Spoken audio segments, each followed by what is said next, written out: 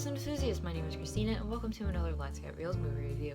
Today is my segment I like to call What's on Netflix, where I tell you what is on Netflix that maybe you've never heard of or maybe has a low rating. Today is one of those double whammy days. It is one movie that you've probably never heard of and one that has 1-star rating. It is called The Curse of Sleeping Beauty.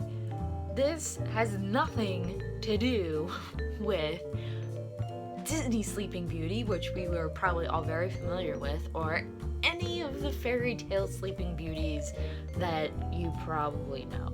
It takes the idea of Sleeping Beauty and tries to put it into a horror movie. Yeah, like, if you're thinking like, what? It takes this grim fairy tale and puts it into a horror movie? Yes, it does.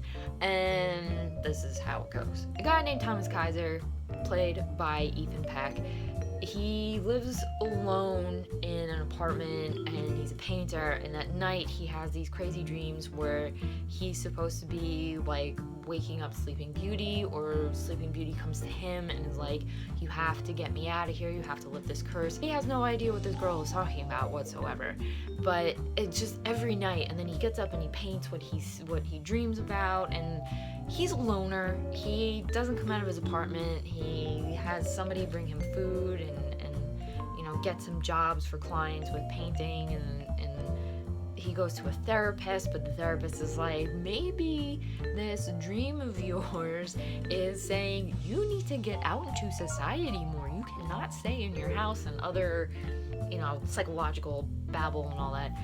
One day, Thomas gets a letter saying that an uncle of his has died and left him this big house, which I think is called Kaiser Gardens, and apparently it's haunted. The house is haunted. People go into this house and they are never ever seen again. No one knows why, and the house is never really investigated again, because anytime somebody goes in there, somebody dies. All Thomas wants to do is just look around the house, sell it, and get the money for it. He hears that his uncle committed suicide by drowning in a lake. He never met this uncle before. Apparently it was an uncle from one of his parents, like one of their siblings. And he starts hearing crazy stories, other stories. He comes across this girl named Linda, who had apparently been a friend of his uncle's for a while, and he learns that Linda actually is looking for her brother who went missing in this house, and she's heard of this curse, and it's just one big, cliched story of oh, I'm missing someone, oh, I need to find someone, and oh, will you help me, let's do this together. And it's okay, and they find this ancient book that has the spindle. If you're familiar with the story, if you know the Disney one, touch the spindle and then Sleeping Beauty becomes Sleeping Beauty. And they see that it's in an ancient language, and of course there's someone that can transcribe this language, and they find out that there's a demon living in the basement who's guarding Sleeping Beauty. So Thomas and everyone else think oh, he's got to get to Sleeping Beauty, we have to defeat this demon, he's got to get to Sleeping Beauty so we can get this demon and save her. And it turns out totally the opposite. Sleeping Beauty is a bitch. She is evil as can be. She brings about the next apocalypse, and then the movie just friggin' ends. She takes Thomas and goes to some other world or whatever, and it's oh, and then Linda and this guy that they know, they read that they find out that this Sleeping Beauty can bring about the next apocalypse, and then that's it. It just ends. I've said it before, I don't mind ambiguous endings. Sometimes I don't mind when things just end, but this, I'm you gotta be kidding. You have got to be kidding me. She takes Thomas, and she can bring about the next apocalypse or some end of the world garbage like that, and then they're just gonna leave it? They're not gonna do anything with it? They're not even gonna do a part 2? Possibly? I don't know, because this movie was made in this year. I'm why? Oh my god, this was so bad. It was so awful. And then to top it off, what makes it bad too is that this demon possesses things. So all around the house, There are mannequins. Oh my god. I can't even tell you guys. Like, mannequins creep me the fuck out. Like, I have like a weird thing with mannequins. I used to volunteer in this historical society, and they had like these really old, creepy mannequins from like an old department store from the 80s.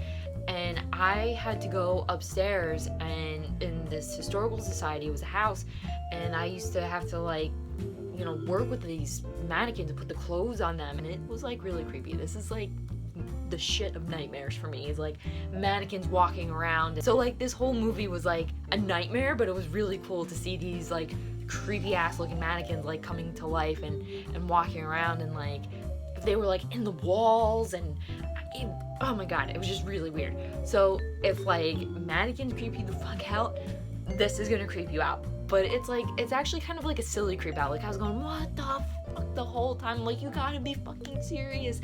Like, it was just really funny to see these mannequins and like walking around and like going, like chasing after them, and they're, oh god, it was just funny. I think The Curse of Sleeping Beauty started off on the right foot. I think it had potential, and then it just got really, really silly.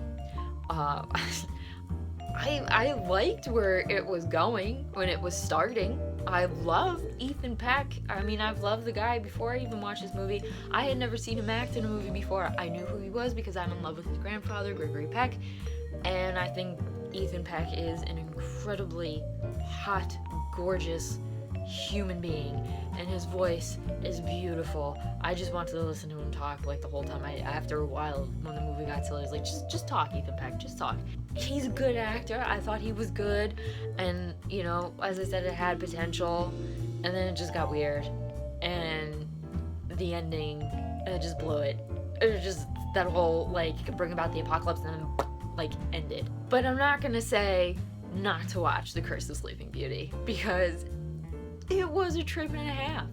It's like one of those movies you're sitting there going, like, what on earth am I watching?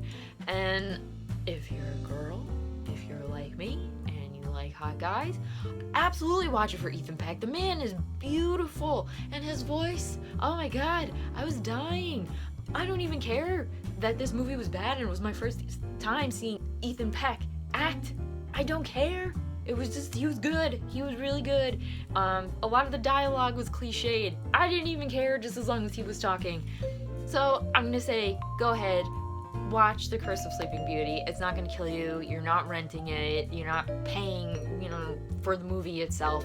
Just go watch it. And if you like horror movies, or you just like really, really cheesy horror movies or cheesy movies in general, just go watch The Curse of Sleeping Beauty and just have a good time. Do not take it seriously whatsoever. That was my review of The Curse of Sleeping Beauty. If you like this review in any way, please give it a thumbs up. Leave your comments down below if you have seen The Curse of Sleeping Beauty.